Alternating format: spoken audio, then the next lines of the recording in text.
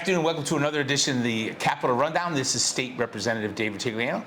I am joined today by Representative Tammy Nuccio and Senior Advisor to the House Republicans, Melissa Ziobron, former State Representative. Tell us what district you're from and what committees you're on up here. I represent the 53rd District, and that is Tolland, Willington, and Vernon, and I am the ranking member of Appropriations. I'm on the Special Education Special Committee. I'm on Insurance and Executive Noms. It's a pretty important committees. And Melissa is sort of, it's hard to put, Melissa and I were elected together. We were freshmen together, super honored. That means we've known each other a really long time. I don't know why you're saying that, but it happens to be true. It is true. And one of the hardest working and smartest state reps that I've ever served with. And really, you were elected and in serving in the House when we did the fiscal guardrails, which Leader Candelora and I have had a long discussion about.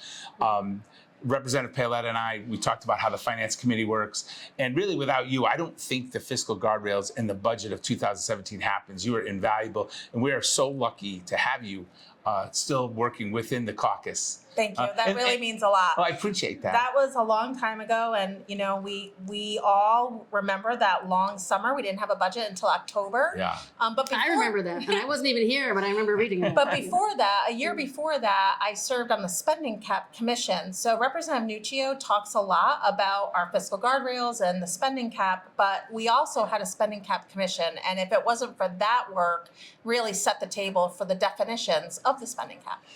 It's what's the best part is you get to still work on financial issues for the state, but now you don't have to campaign. It's so exciting. Not only do I not have to campaign, I don't have to go anywhere on the weekend, and my husband is getting 3-course meals, Representative Tigliano. So, but not as good as yours in the stop restaurant. it. No, I'm sure they're far better.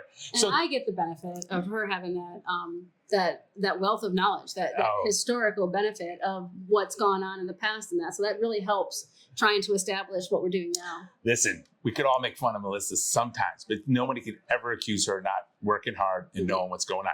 So appropriations.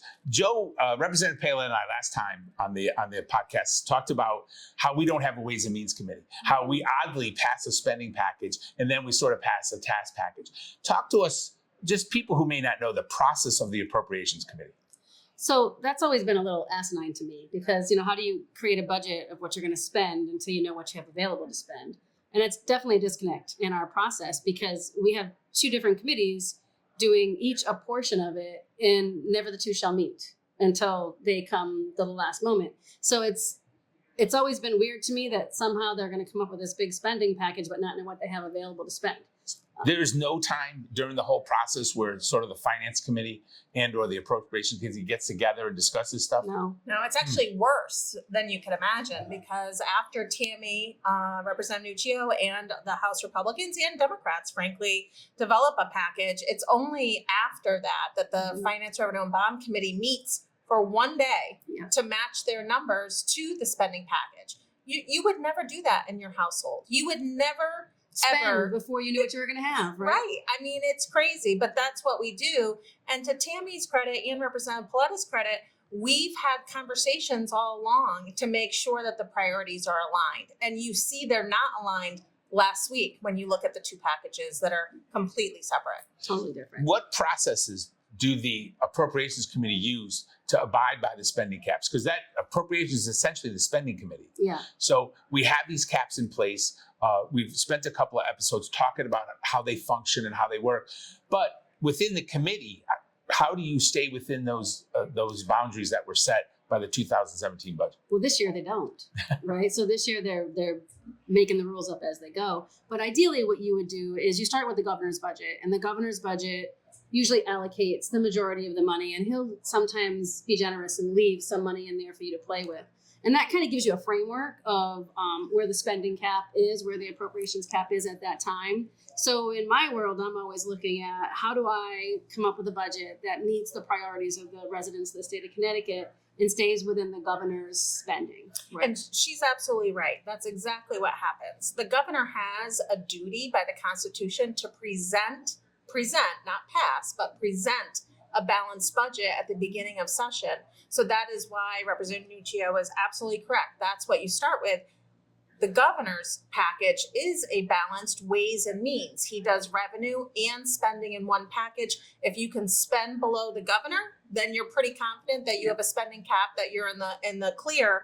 At the end of the day, all the work that Representative Nuccio and the committee does goes to a nonpartisan Office of Fiscal Analysis. They are the double checkers, they're the fact checkers, and then they give you a spending cap calculation at the end of the process to say, here, you're under the cap by X or you're over. Yeah. And the Appropriations Committee, as Tammy was fighting against last week, they had a fiscal note on that day that said, hey, by the way, you're 131 million over the cap. And Democrats were gleefully hoping for more spending. Well, they did achieve more spending. Yes. They added 84 million in that time to bring them 215 million over the spending. So the governor's budget presentation is the springboard where you work from. So I'm guessing that his line items are filled in, and then you guys go in and modify modify the line items that are already in the budget. Yeah, we basically go line item by line item. So we'll end up getting a document that shows the governor's budget, and it shows all the changes that he has. And we've been aggressive in saying, we don't want to just see the governor's changes. We want to see the total. We want to see everything. We want to see all the line items. And we review it at that level. We're Right. reviewing at the line item level. The governor will present his budget, and it's got his policy in it, which we may not agree with. It's got his assumptions in there for certain programs and spending and that. And again, it's the governor's job to suggest when it comes to a budget. It is our job to legislate. Right, you're the appropriator. Exactly. Right. But Tammy takes it, I know you're very humble about this, but I think people should know that Representative Nuccio takes the time to actually go back and get actuals for like 3 or 4 years ago and actually looks at them agency by agency. In fact, we spent a lot of time together looking at those things, but it is her due diligence and her desire to actually put in accounting principles into the practice that gets us there. And so I can honestly tell you, no other caucus is doing that. She's the only one who's asked OFA, can I have the actual spend for the last 3 years by line item? Line item by Nobody line item. does that. Yeah. What's your background? Tell everybody, what do you do when you're not a legislator? Well, I'm a financial analyst. Oh, shocked. That means that you have the ability to go line item by line item? I have an accounting degree, and I also have my master's in business administration. So I've been in the accounting field since the Monday after I graduated high school. Worked my way through college, have my degrees in that. So I've always done finance. I've done budgets for Fortune 100 companies. Now, I have budgets on average that are like billions of dollars. So this is something that I do in my real world outside of here. So it always kind of shocks me how we have so many people here handling budgets that have absolutely no accounting experience. Yeah, it is shocking that we have a lot of people handling a lot of things that they have no idea. Yeah. With many of But them the are budget, though, capitalism really, itself. I think is a tough concept at times. but how do you build a budget Yeah. and not understand general accounting principles? Well, right? I know for a fact that Leader Candelora, super happy to have you in that position. Yeah. I know you had a really You big. say that, No. I have a lot of phone calls. I may be privy to certain conversations, and because there were big shoes to fill. Because quite frankly, Melissa was. I feel there's a lot of similarities in your personality and the way you look at things. There is. When we get along, we get along, and when we're making an issue, but the clear part is, to listen and then say, okay, that makes sense, and move on.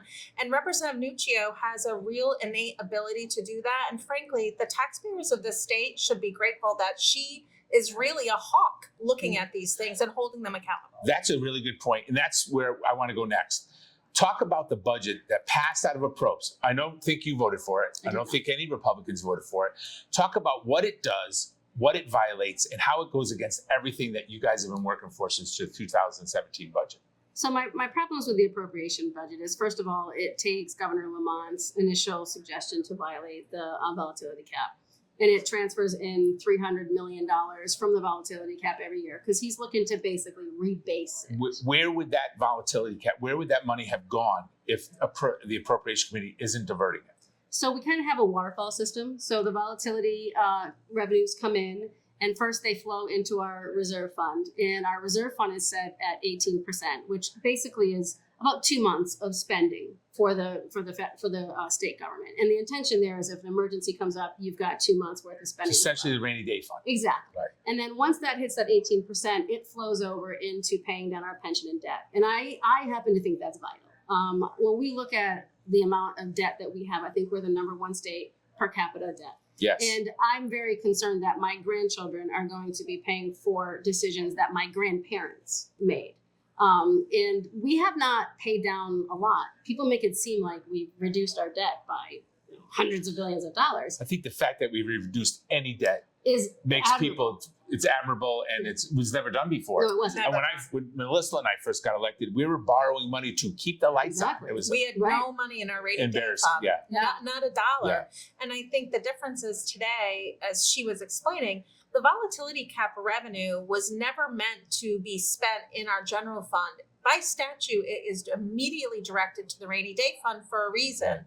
What the Democrats would like to do on the other side of the ledger in finance is intercept that money before it has a chance to go into the rainy day fund and instead put it into what I would call a slush fund for Right. future needs. And I think that's really the crux. People think that the volatility cap money is money that can be spent, and it can only be spent if you declare an emergency. And the governor has been clear. He's not so far not willing to declare that emergency. Well, I know the Republican argument is at some point either we pay down debt or we return the money to the taxpayers, Yes. which is always the ideal situation to make Connecticut a little bit more affordable. Absolutely. So generally speaking, the appropriations budget that passed, the Democrat budget out of the Appropriations Committee, is it safe to assume it would lead to tax increases in the future? What is the downside to what they did? Because I know all the spending's going up. I get what you're saying, but we're trying to take maybe a 30,000-foot view about 3-4 years from now. Are we back to the Malloy days where permanent economic melees? I think that's where we're headed. If you look at some of the money in there, there's some large dollar amount spends for some very special interest stuff. And they're permanent. It's not like a one-time thing. Right. No, these are not one-time dollars. They're building this into the base of the budget. And then every year, it's very weird in government because they create a budget and then that becomes like your floor for the next year. So it's constantly growing.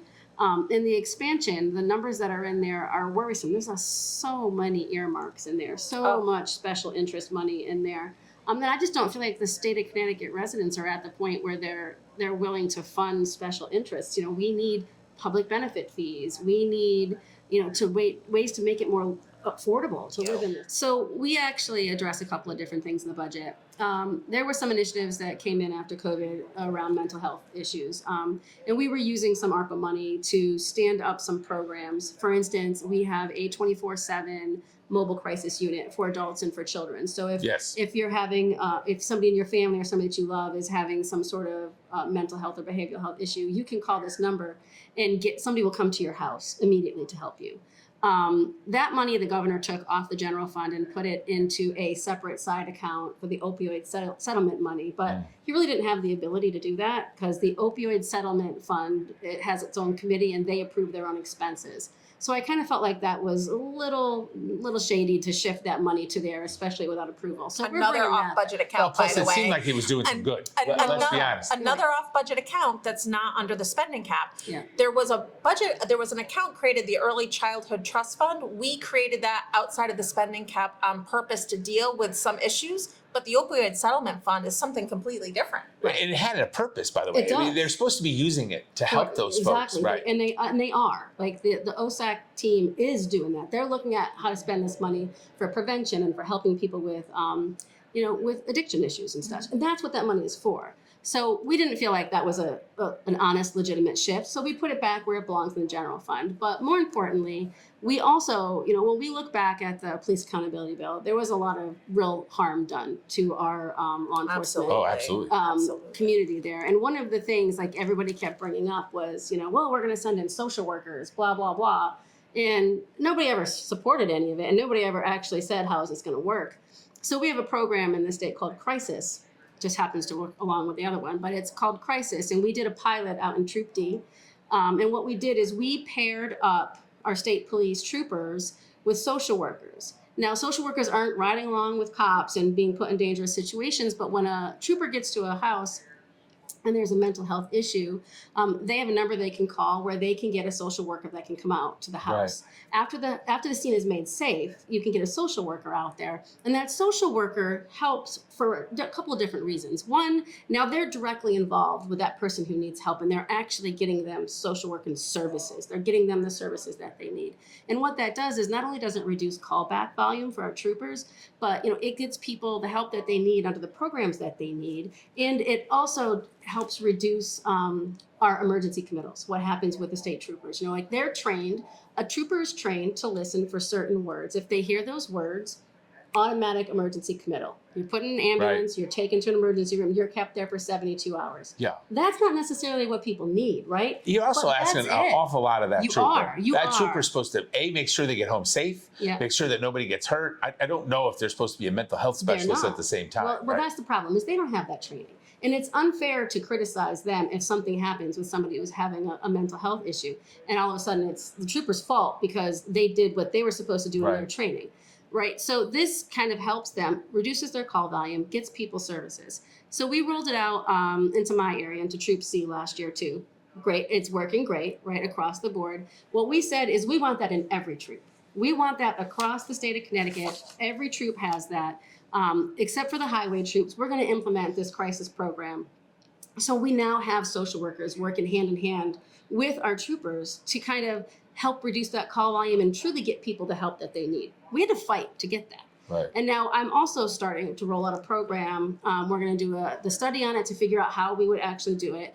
But the program as it is today is for adults. It's 18 and over. So we're going to hopefully be doing a pilot in Troop C's area again for children. Because is Troop C, when you said a word before, the highway. Yes. So these are sort of for resident troopers?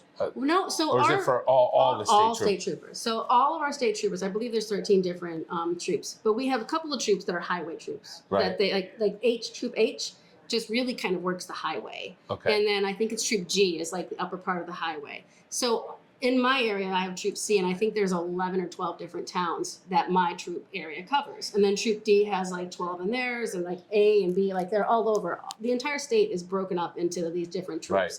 So we're going to get this program into every troop across the state. But we also, I think, especially for people I've talked to, they want to see government cut spending.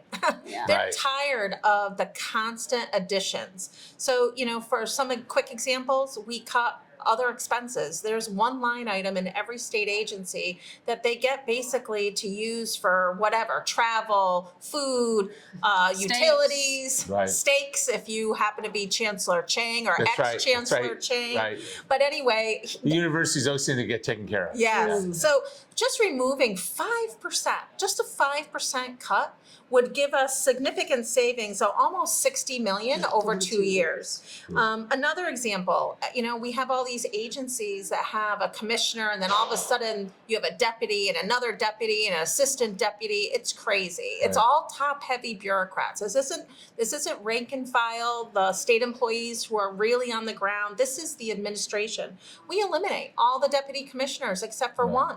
one. We do something else that, is not easy, but it's the right thing to do, which is we need to cut funding for illegal immigrants. We are putting them on our state plans, and So when we you are say cutting the state that. plans, you're talking about Medicaid. Medicaid. That's right. Is it It's true? yep. Is it true that if we have illegal immigrants on Medicaid, the federal government won't even participate in their half of the they bill? don't. It's 100% funded by Right the now, state. they are participating, but there has been some rumblings coming out of the White House to say, hey, we have a red carpet for people who are here illegally. And I think that's what President Trump is interested in addressing.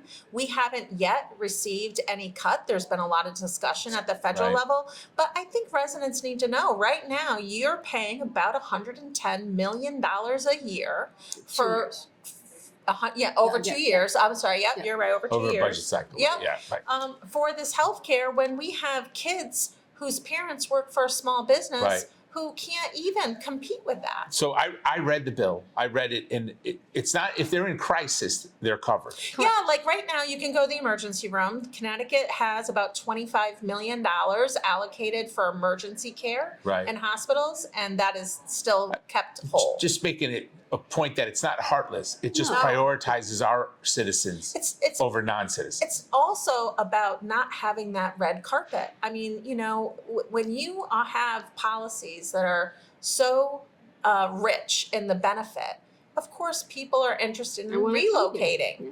And I'm saying the state of Connecticut has one of the richest benefits. Is it also true that in your budget you're getting rid of iPads and cell phones for prisoners? I mean, Well, this we're is not getting rid of outrageous, the iPads Tammy. per se. That's but, heartless. yeah, Heartless. Heartless. Exactly how much does that cost us? It's 3.5 million Each year. each year, and that's just for the e-messaging platform. So the way that it works in Department of Corrections, every 3 years, all the prisoners get new iPads from this. We basically lease them. I think my iPad is 7 years old, but 8 years old maybe now. But It's pretty every ancient. 3 years, it's old. It's old. I love it though. But like every 3 years, they get new Right. devices, and we pay for all of their messaging, FaceTime messaging. Like if they want to rent a movie, they have to pay for a movie, but everything else is on the taxpayer's I'm dime. sure residents would be pretty shocked to Pretty know shocked, yeah. that we have people who have committed crimes. So I know people don't like to use technical words, but they are criminals. Mhm. And they're criminals sitting right now in their jail cell, and they're on FaceTime messaging their friends and, totally on social media. Right. And I'm not sure, like when I And we're put paying my, for it. It's one listen, thing if they did it, listen, but we're when paying I for it. put my kids in timeout, it is timeout. You don't get an iPad in the chair. Now my daughter's 30 now, so I can't do that anymore. But but you know what I'm saying? I do know what you're saying. Like it's crazy. I think to me. Well, we I think it's also- good to highlight some of the absurdities in what our taxpayers are paying for. And that Well, actually, I want to compare one thing before All we right, jump go off that topic, because we hired, I think it was at least 10 new correctional officers to monitor what they were doing, right? To monitor, because they have to monitor the texts back and Right. forth and everything else. But when we asked to add the resources, the Department of Criminal Justice wanted, I think it was 20 total resources Yep. to cover, again, from the police accountability bill. It mandates that they have to review every hour of footage on a body cam, right? Oh. We love the body cams because the body Yeah, cams right. have been showing our cops are great. They're doing what they're supposed to do. They have to monitor that. They never gave them the funding to monitor it. So they're saying, can you give us the monitoring for that? And no, they only gave them part of it, but we'll happily give DOC people to monitor free messaging and cell phone calls. So we're at the Capitol. That's why it's called the Capitol Rundown, because we're actually at the Yeah, Capitol. the bell just rang. The bell just rang, which means that we have to go vote. But we have a couple of minutes. Let's just go over a couple of things. You're going to be releasing the Republican budget. Yes. As we tape this, it'll be tomorrow, right? Yep. Does it raise taxes? No, it does not. Does it increase spending beyond our limits or No, it our does not. obligated spending? So do you think that if the state went with the Republican budget, it would avoid tax increases in the years going out? Yes. Absolutely. And it makes significant policy changes to save taxpayers money, which is Yeah, what they're absolutely. kind of said is, we all campaigned. We all heard what everybody said, that everybody wants Connecticut to be more affordable. Absolutely. I think this budget is definitely the budget for the people. It handles their public benefit fee. It does a lot of things for them and not for special interest legislators and Or for government bureaucrats. I hope, because we have to go vote, but I hope that you will come back, because I know the budget is so complicated. There's a Yeah, lot more we detail, only got to but you'll be surprised. We only got to the first page. There's a lot more to talk about. There is. And there's a lot of detail. And I think people find it super interesting. And I'm glad we had the opportunity to sit down here, or at least with an extended format, and sort of talk about what we want to talk about Yeah. and not get it filtered through a press that really, to be honest, doesn't really listen to us. They don't. Again, Right. you know, Nice to be we're here. party of options and we just keep being ignored. Well, thank you for coming in. I appreciate right. it. Thank you for Till having me. next time.